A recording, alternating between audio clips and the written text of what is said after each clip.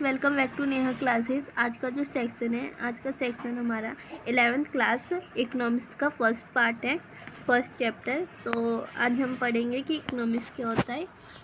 ठीक है, तो हमारा जो फर्स्ट चैप्टर है इकोनॉमिक्स का, अर्थशास्त्र की अवधारणा एवं अर्थशास्त्र में सांख्यिकी का महत्व, तो इसका फर्स्ट पार्ट है। तो स्टार्ट करते हैं।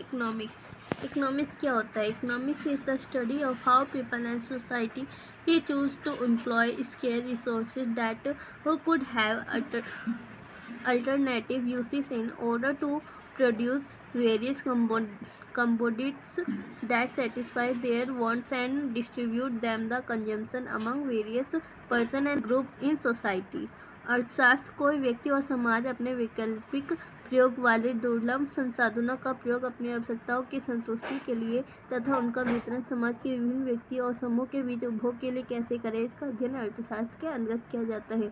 तो अर्थशास्त्र क्या होता है? अर्थशास्त्र मानवीय व्यवहार का अध्ययन कराता है, जिसमें मनुष्य की आर्थिक क्रियाओं को उत्पन्न करने वाली समस्याओं को समझने एवं विश्लेषण में लाभदायक होता है।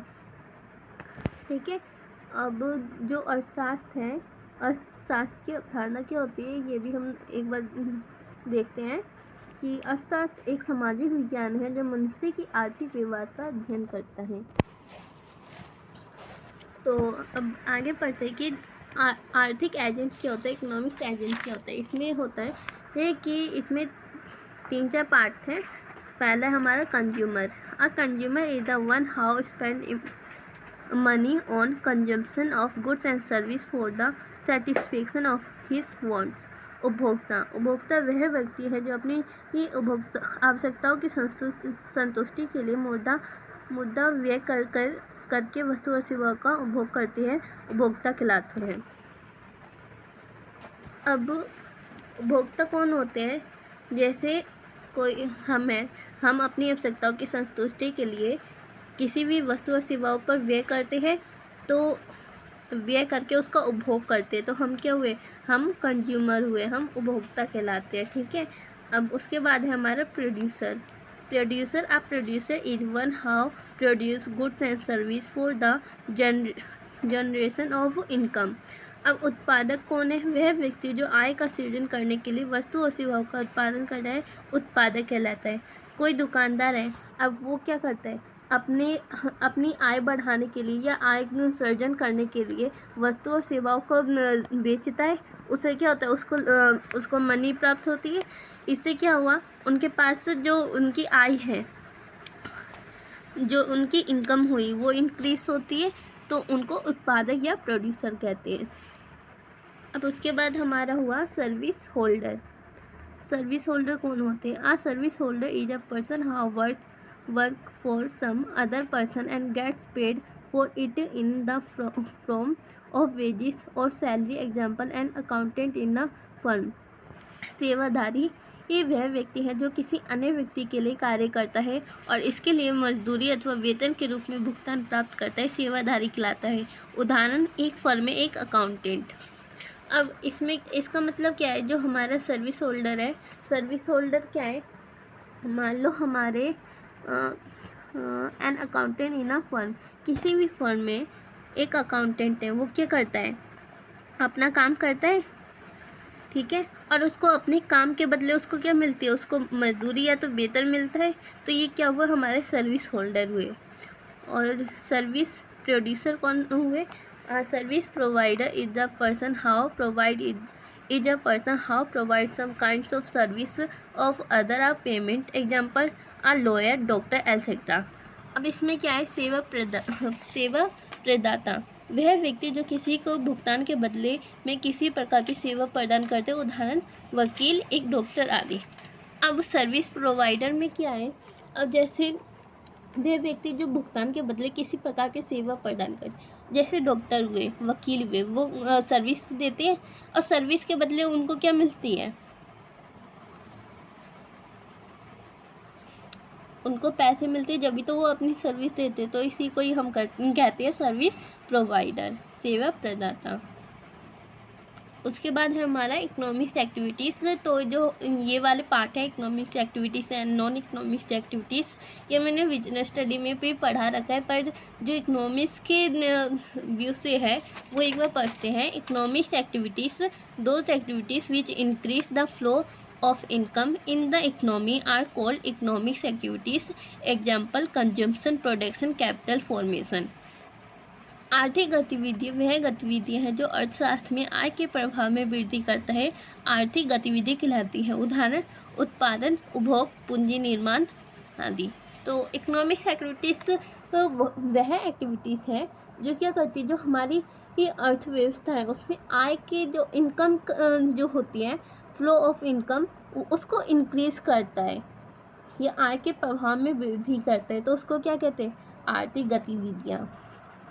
और non economics activities, those activities which do not increase in the flow of income in the economics are called non economics activities. Example, service rendered by the home maker. गैर आर्थिक गतिविधियाँ वे सभी गतिविधियाँ जो अर्थव्यवस्था में आय के प्रभाव में वृद्धि नहीं करते, गैर आर्थिक गतिविधियाँ कहलाती है। उदाहरण, गृहिणी द्वारा प्रदान की गई सेवाएं। अब गैर आर्थिक गतिविधियाँ क्या होती है, वह सभी गतिविधियाँ जो अर्थशास्त्र में आय के प्रभाव, जो इनकम होता है, इनकम जो होता है, फ्लो ऑफ इनकम, उसको इंक्रीज नहीं करती है, उसे गैर आर्थिक गतिविधियाँ कहलाती हैं।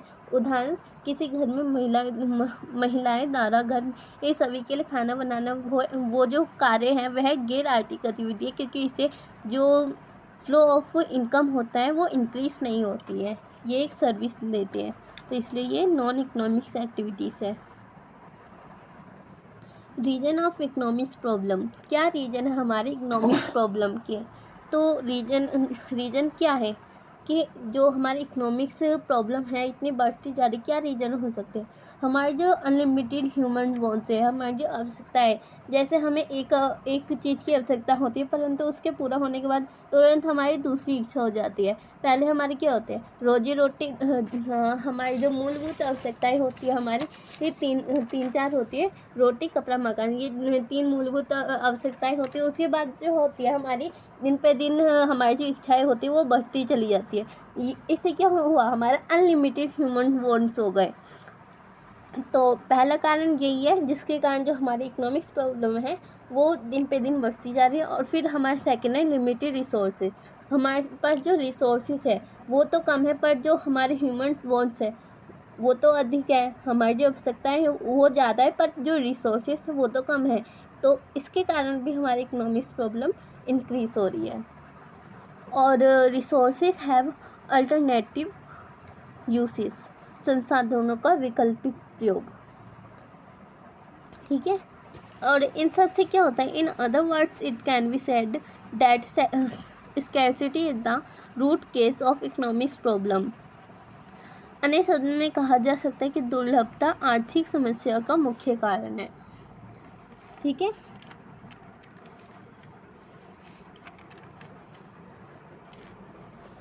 अब हम आगे बढ़ते हैं।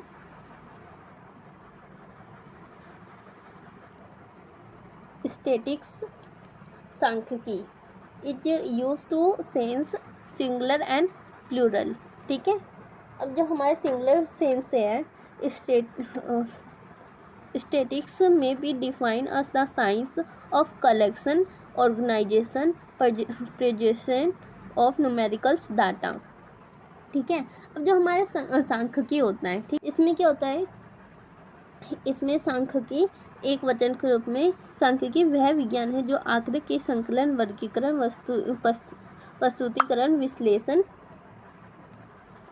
और व्याख्या करने की विधि का विवेचन करता है।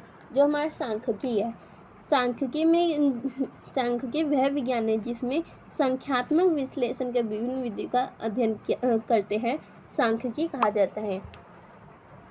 सांख्यिकी में केवल संख्यात्मक तथ्यों का अध्ययन किया जाता है, इनके गुणात्मक तथ्यों का अध्ययन नहीं किया जाता। सांख्यिकी संख्यात्मक सूचनाओं का भंडार है। अब इनकी जो परिभाषा है 2 प्रकार से है।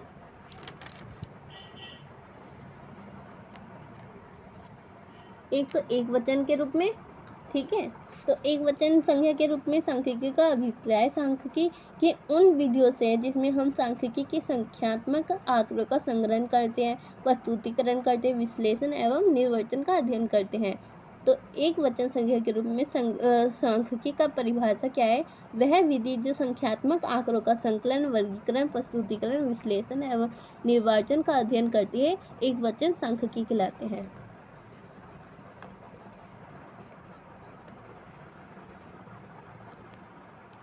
In singular sense, statistics may be defined as the science of collection, organization, presentation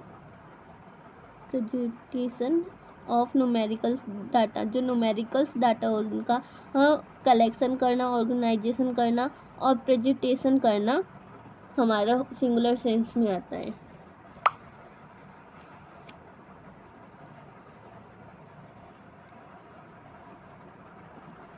अब उसके बाद क्या है हमारा? In plural sense, statistics means numerical facts, systematical collect simple terms in money means data. जो बहुवचन के रूप में सांख्यिकी का तात्पर्य व्यवस्थित रूप से संग्रहित संख्यात्मक आंकड़ों से है। यह सांख्यिकी का सरल अर्थ आंकड़े है। अब इसमें क्या होता है? बहुवचन संज्ञा के रूप में सांख्यिकी।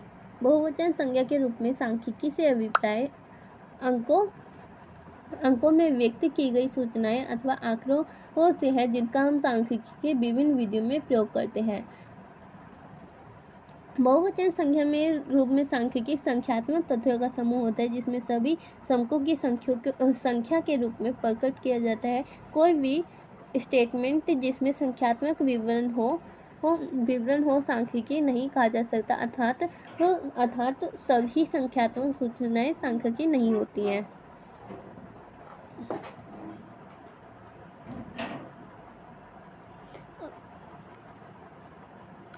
अब जो फंक्शन क्या है, सांख्यिकी के कार्य क्या है, ये देखते हैं।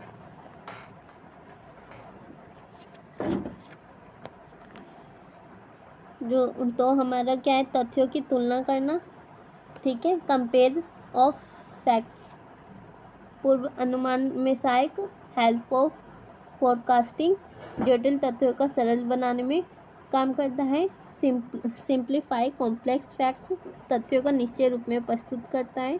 Present fact of definite form, नीति निर्माण में सहायक करता है। Facility policy information.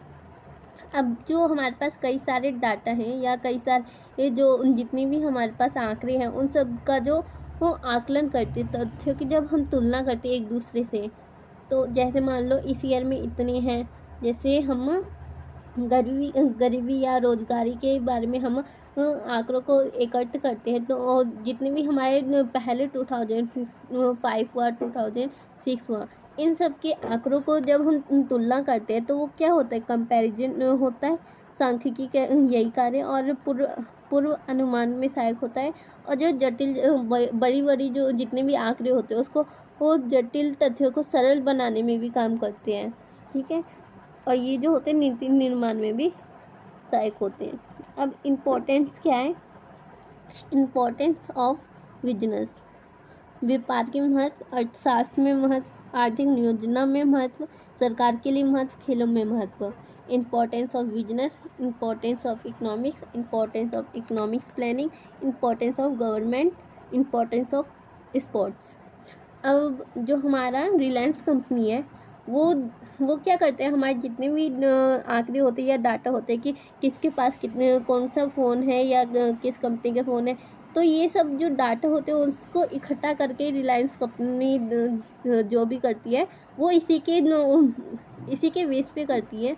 तो ये जो इसका महत्व बिजनेस में भी है और इकोनॉमिक्स में भी। जैसे हम एम्प्लॉयज़ के बारे में हम देखते हैं तो जितने भी हमारे आंकड़े होते हैं उन सब को वो देखकर उसके बारे में निष्कर्ष करने के बाद ही इकोनॉमिक्स जितने भी हमारे इकोनॉमिक्स में काम होते हैं वो सब किया जाता है। अर्थशास्त्र में भी इनका बड़ा महत्व होता है। आर्थिक नियोजन बनाने में भी महत्व होता है, सरकार के लिए तो होता ही है, और खेलों में भी इनका बड़ा महत्व होता है। और लिमिटेशन क्या है? सांख्यिकी केवल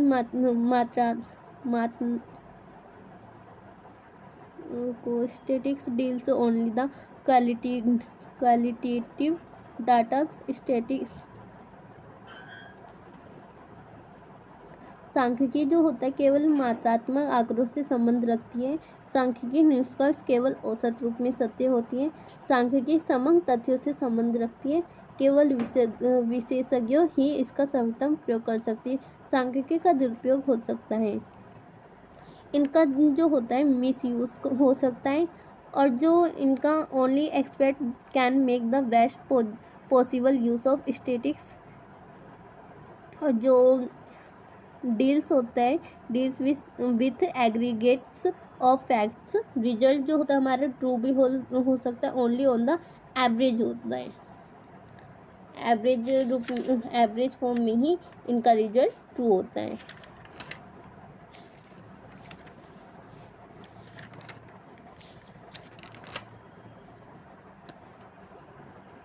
Okay, thanks for watching my video and share